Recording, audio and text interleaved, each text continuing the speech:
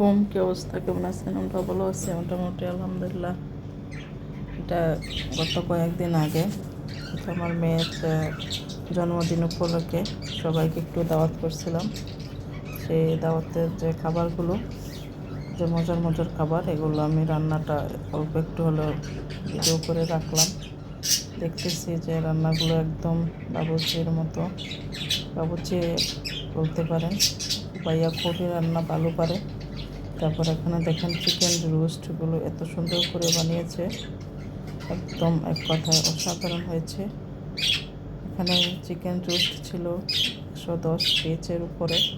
তারপর মনে করেন রান্নাটাও কিন্তু অনেক ভালো হয়েছে। আর এদিকে এখানে রান্না করা হয়েছে একদিন যে আপনার যে দুম্বার মাথা, ওটার মজকটা রান্না করতেছি। দেখতে কিন্তু একদম মজকটার সাথে যদি টমেটো দেওয়া হয়েছে অনেক টেস্টের জন্য। মশলা কিন্তু এত সুন্দর হয়েছে, কালারটাও কিন্তু সেরকম হয়েছে। আর আমি যখন ভয়েস দিই, দেখেন আমার ঘরে যে 2-4টা পাখি আছে, ও পাখিগুলো আমার সাথেও কথা বলে, কী করব।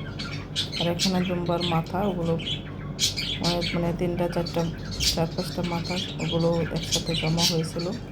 তাই এগুলো ভালো করে কেটে ধুয়ে পরিষ্কার করে বড়ো করে সবাই মিলে একসাথে খাওয়ার জন্য রান্না করলাম। এখানে রুটি কিংবা ভাত দিয়ে খাওয়া যায়। দেখতেই কিন্তু পাচ্ছেন এখানে অনেকগুলো রান্না হচ্ছে।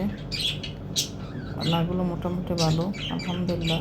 অনেক টেস্টি খাবার ছিল, তারপর মজাদার, বাচ্চাদের পছন্দেরও একটা খাবার বলা যায়।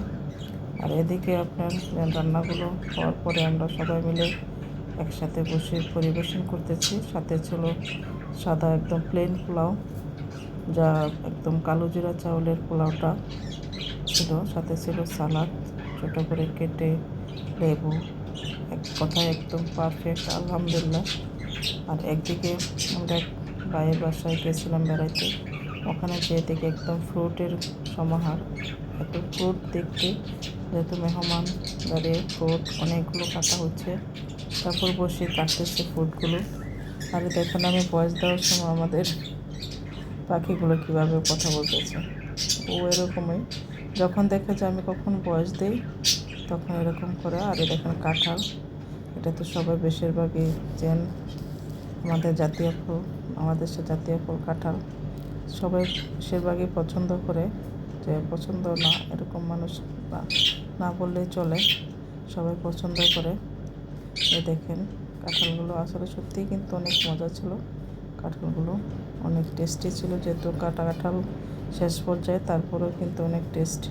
আর এখানে হয়েছে আপনার খিচুড়ি, খিচুড়ির সাথে ছিল দেশি মুরগির ভুনা, সাথে ছিল সালাদ, তারপর ছিল, আর খিচুড়ির সাথে একটা জিনিস না হলে চলে না, আচার।